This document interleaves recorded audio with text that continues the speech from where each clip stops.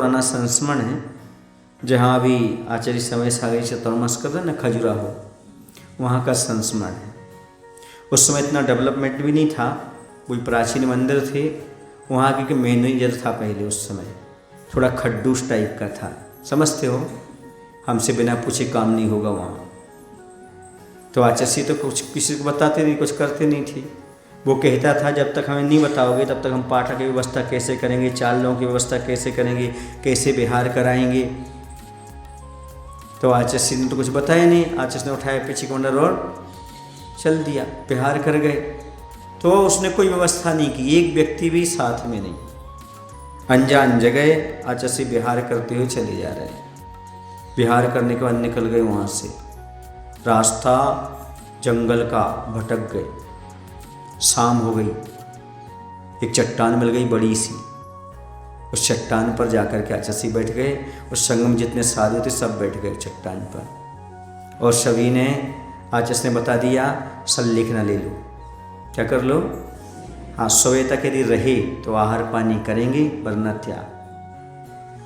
सब बैठ गए क्योंकि वहाँ शेर चीते जंगली जानवर सब, तो वहाँ पर ध्यान पर बैठ गए। सुन रहे ना, बताते आसपास में आवाज़ें भी आईं, पर वह ध्यान मुद्रा का इतना प्रभाव रहा, कोई जानवर आकर के अटैक नहीं किया रात में। और सुबह हुई, दूसरे गांव के लोग ढूंढते ढूंढते आ गए, फिर दूसरे गांव में जाकर के आहाचर्या हुई। फिर बाद में जब दूसरी बार उस रास्ते से गुजरना हुआ कुछ वर्षों बाद, तो सुधा सागर जी महाराज साथ में थे। तो आचार्य बोलते हैं देखो हमारा समाधि स्थल,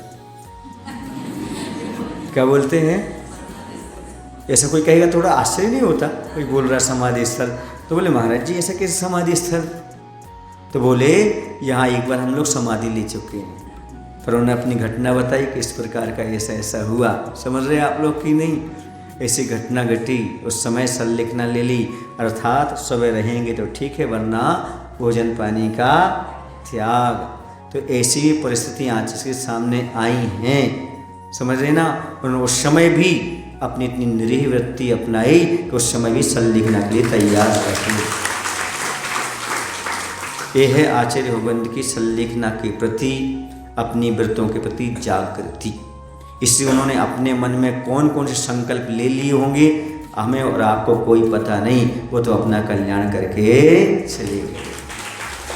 धन्य गुरु महाराज जो हर परिस्थिति में अपने रत्नत्रय की सुरक्षा के बारे में सोचते रहे, समझ रहे, इन्हें बोलते अनियत बिहारी, किसी को बता करके नहीं, अपने निकल जाना।